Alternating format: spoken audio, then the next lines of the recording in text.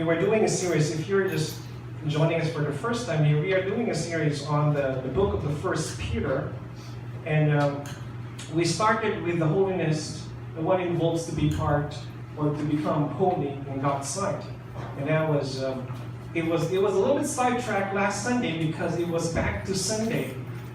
It was back to school. So we have to encourage the schools, the students about going back to school. So now we are going back to our track, which is First Peter. So if you have your Bibles with you, let's open our Bibles to First Peter. And our passage this morning really brings us verse 1 all the way to verse 12.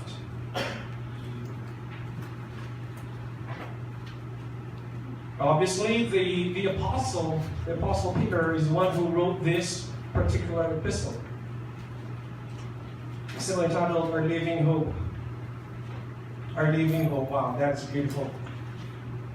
Living hope. It's not only hope, but it's a living hope. It's beautiful. And it's really taken from 1 Peter 3. Now, why living hope? Why did the Apostle Peter started with this epistle with this term living hope? Now, we have to remember there is increasing hostility to Jesus back then, even up to now. Increasing hostility to Jesus, His kingdom, and His disciples, His church here in the U.S. and around the world. I really don't have to mention what's happening around us when it comes to Christians. Christians are being sued for their faith. Christians are being mocked, persecuted. Some are sometimes being killed because of their faith. And if you're coming here and you haven't experienced that kind of persecution or that kind of trials or difficulties, and you have to ask the question, am I really a son or daughter of a living God? Because I don't experience any difficulty in my life at all. That is impossible for a Christian, because a Christian is not of this world. We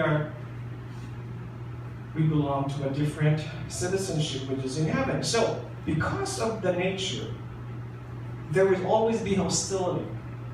I remember about 4 years ago, when we were looking for a church building, a place, because we were moving out of Roscoe, and we are moving, and they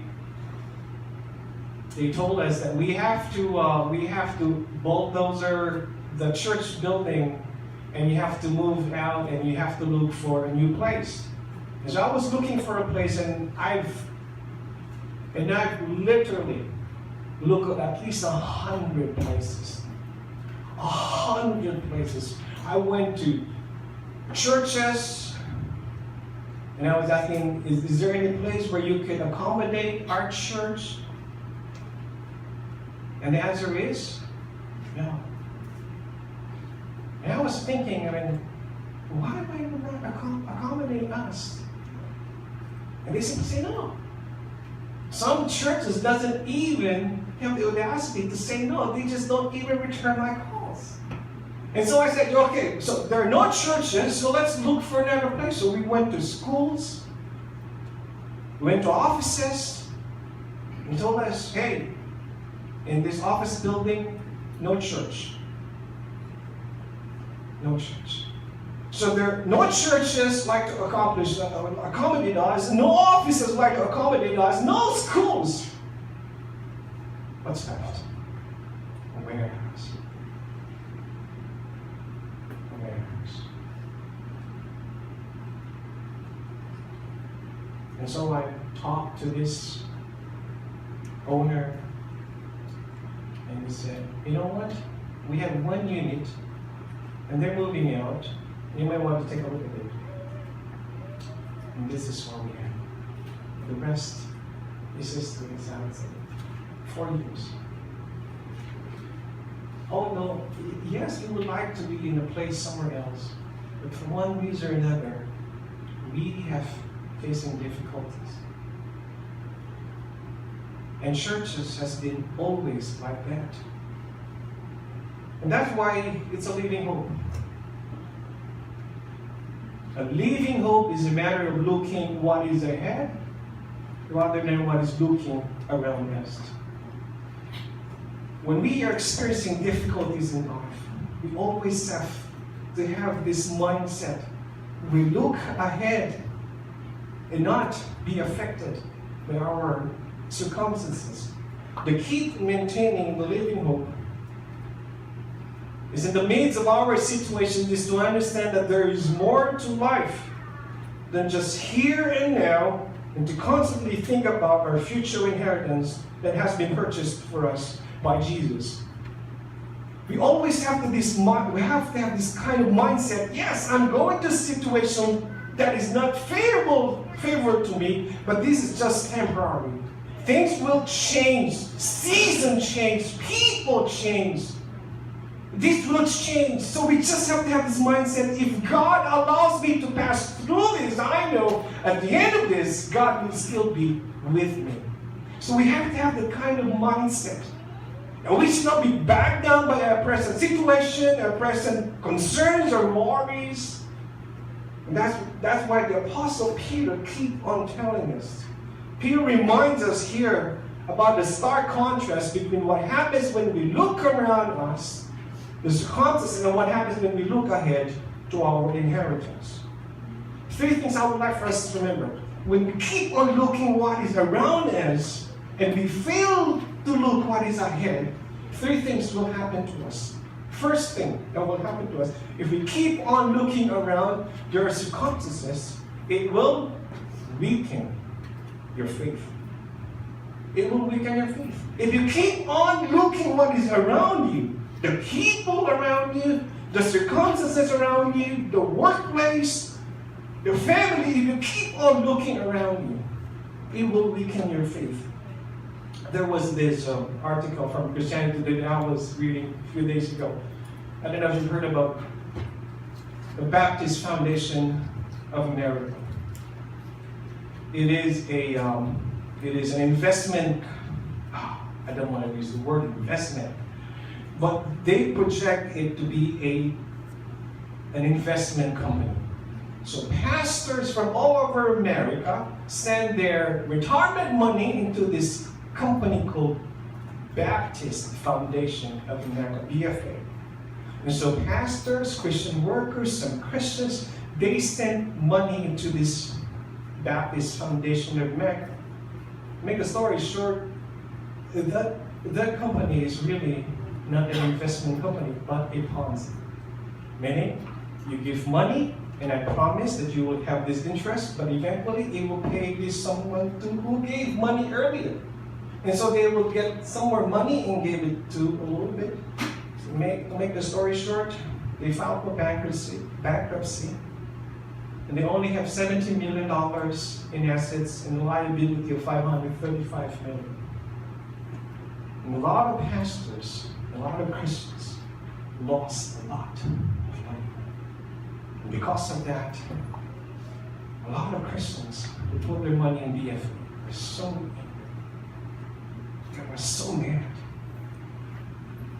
It will make you angry and question, how could God allow such things to happen? We thought that we are supporting this company who sent missionaries everywhere in the world. But eventually, it's really a Ponzi scheme. Some people will end up abandoning their faith in church because their focus was primarily in the situation itself. What if that happens to you? It will weaken your faith. You have a business and all of a sudden it closed down. You have a wonderful, amazing health, and all of a sudden you're sick. If you look on your circumstances, it will weaken your faith. That's why Apostle Peter says, do not look upon your present situation. Another thing is, if you keep on looking around your circumstances, it will steal your joy. It will weaken your faith, it will steal your joy. The natural tendency is to think that God isn't in control, or that He's not powerful enough to take care of my problems. And that steals my joy. If we keep looking around us instead of looking ahead, it will steal our joy. It will rob us of our joy. And that's very, very important. A Christian should always be joyful. Not because we don't have problems, but because we know where real joy is coming from. It only makes sense once we understand that joy is not just an emotional experience. It's not just as happiness or cheerfulness.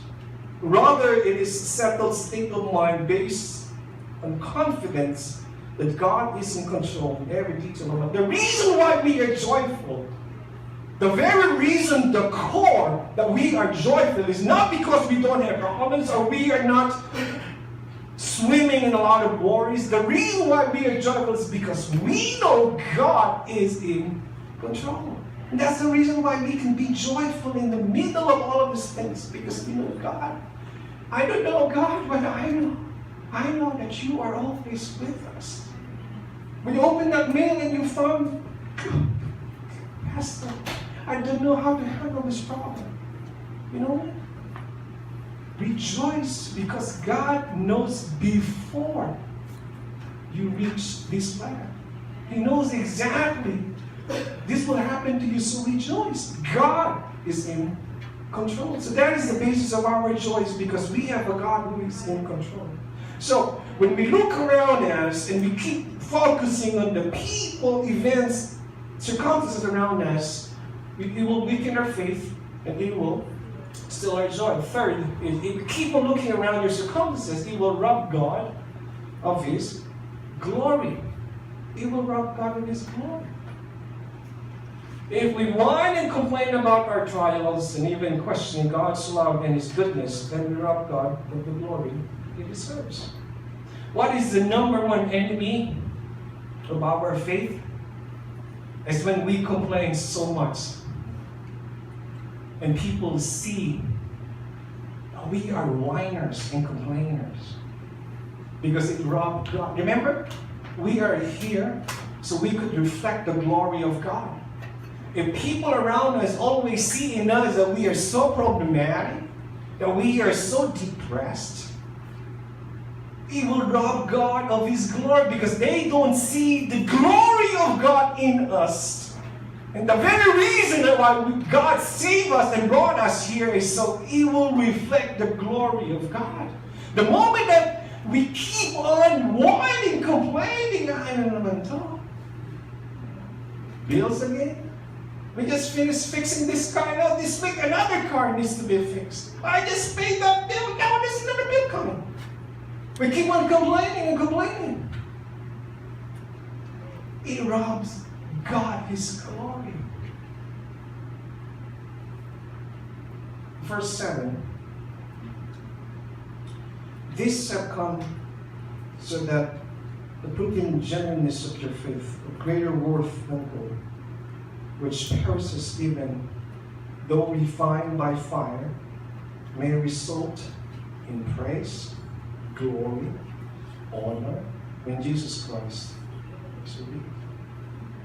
Three things I would like for us. So instead of focusing on what's around us, because it will weaken our faith, rob us from our joy, and do not bring glory to God. Three things I would like to share this morning. If you keep looking ahead, if we keep on looking ahead, it will strengthen our faith.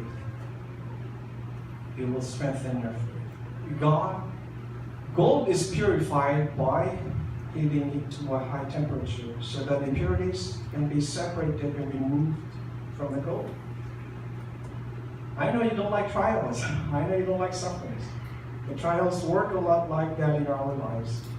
Our trials tend to separate genuine disciples of Jesus from those who only claim to be Christians. When I was a young Christian, I read this verse in the Bible, in the Gospels, where it says, many will call you Lord, Lord, but Jesus will say to them, depart from me, I don't know you. And that really bothered me. And so I researched, I studied, and even the verse says, Lord, didn't I heal in your name? And God, Jesus says, depart from me, I don't know you. Lord, Lord, didn't I raise a dead in your name? And Jesus says, I don't know you.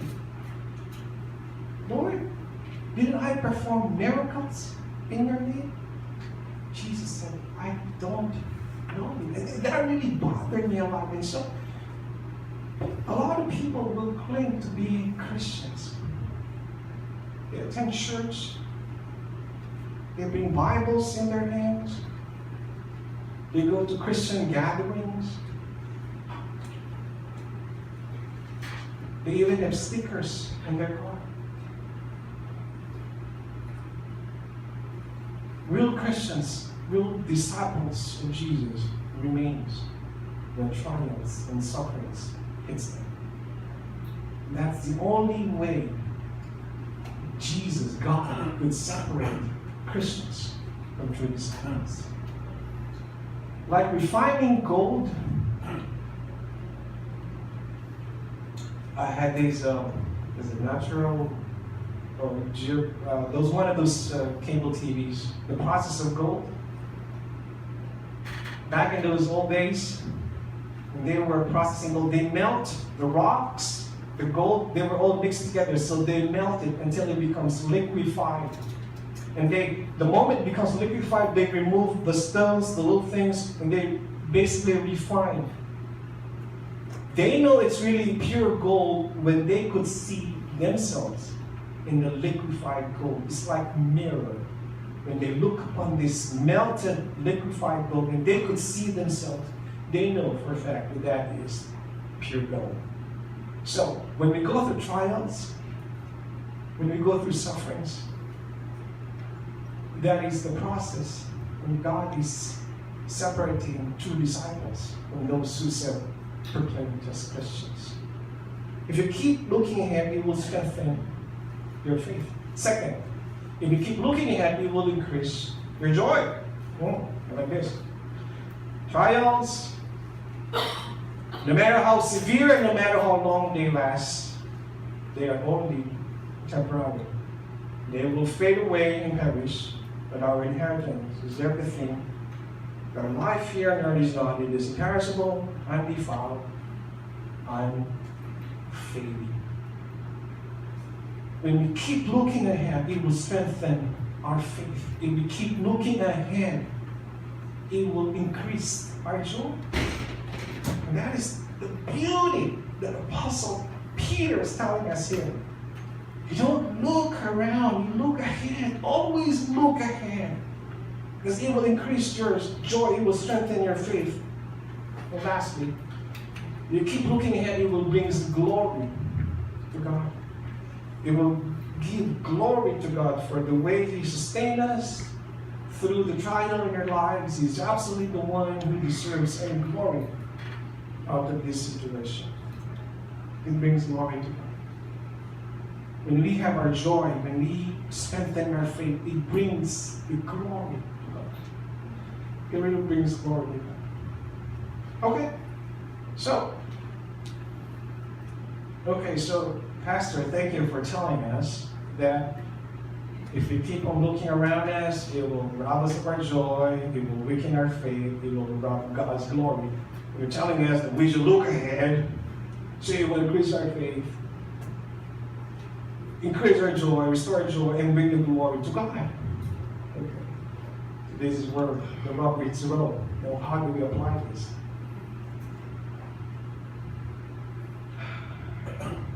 Application. I'd like to spend some time on application. The mess you have, this functionality that you are experiencing are building blocks to build a better Christian version of you. Men and women of great faith filled the pages of the Bible, not because they are amazing people. No. They were written because they choose to obey God despite their flaws. I repeat, we should not hide our dysfunctionality. We should not hide our flaws. Everyone has flaws. Pastor has flaws. Everyone has flaws. And we have the natural tendency to cover our flaws because we thought that if we cover our flaws, we could be used by God through other people. That is what the world would like to think of. You hide. Remember Adam and Eve? Adam and Eve, they were naked. And then when they sinned, well, what's the first thing they did? They got fig trees and covered themselves. Why? Because they become so conscious of their self. Before sinning, everything is known to God. After they fall into sin, they try to cover, thinking that God will not see their nakedness. That's always been the process of the world. We hide our flaws, so people always think of us. We are a mature Christian. We hide our dysfunctionality, so people will always trust us. I'd like to break that thinking. Let me give you an example of Abraham. Abraham lied. Oh, Abraham, the father of our faith. Abraham lied. Remember the Hebrews 11 that we studied? Abraham lied and let his wife marry a king. So what? So he could save his own life. Really, Abraham? The father of our faith? He lied so he can save his life. And the Bible tells us that. And why is that? Regardless of who Abraham, the Bible speaks of his flaw, his dysfunctionality. Jacob, remember Jacob? Jacob deceived his father Isaac to get his blessings. That belongs to whom? Not to his neighbor, not to his friend. The blessings belongs to his brother. He deceived his father so he could get the blessings. How dysfunctional is that? Your own brother, you're gonna get the blessings for your own brother. The flaws, the dysfunctionality. Joseph Brothers, Joseph Brothers planned and executed a plan to kill Joseph. I don't know, guys. Who would ever plan to kill their own brother? What a dysfunctional family. But let me tell you this. And yet God still used their lives to create a nation where the King of Kings will be born. It is not in the hiding and covering up of our dysfunctionality and messed up lives, but in embracing it and recognizing it. God uses our flaws and messed up lives, our dysfunctionality, and makes something better out of it so we can point the glory to God. So we embrace our dysfunctionality, we embrace our flaws, we embrace our weaknesses, so we cannot be proud of anything but point the glory to God. Only for the glory of God.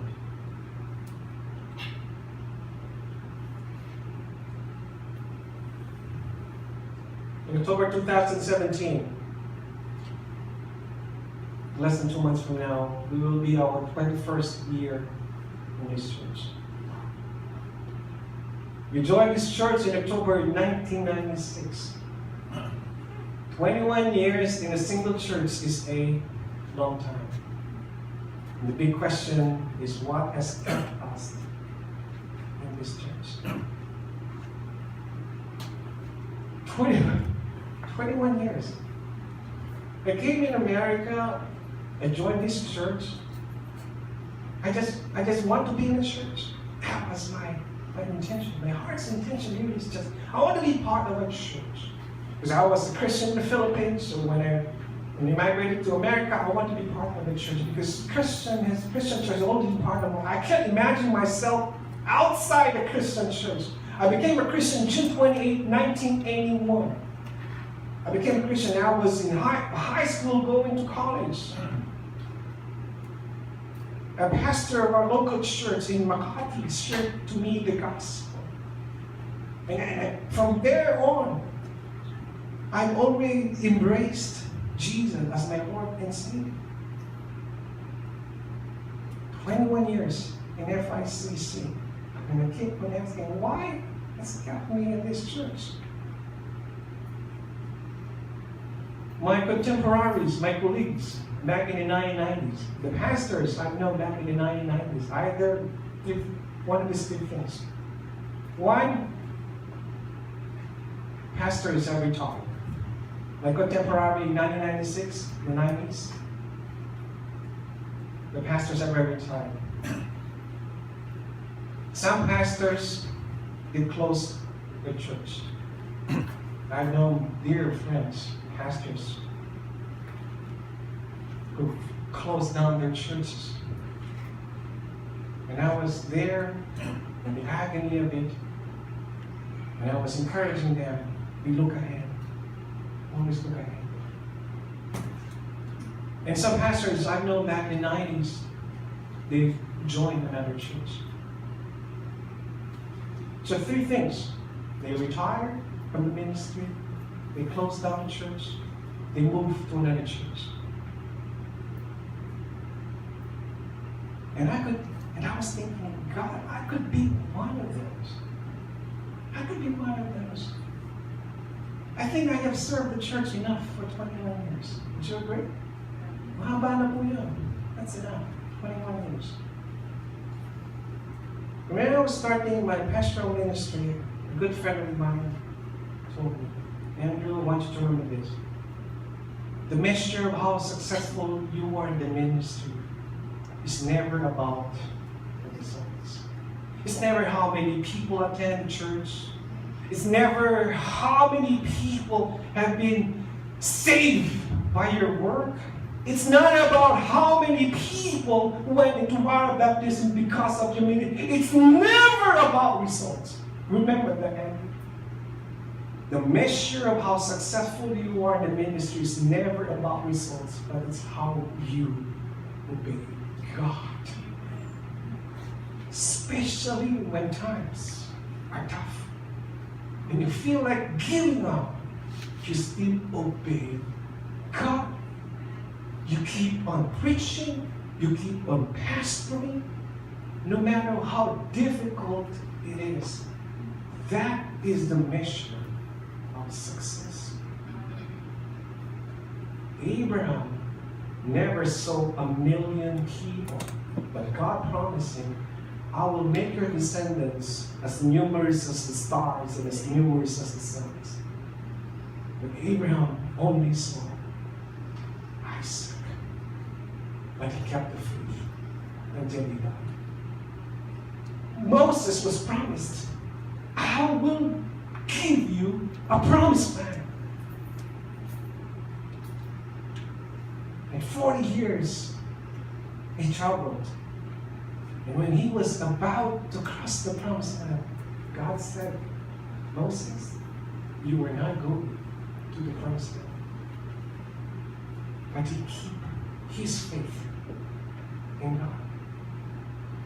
Church, it's never about the results. It's all about our obedience to God. It's never about me. It's all about Christ. It's never about you. It's all about Christ. It's never about us.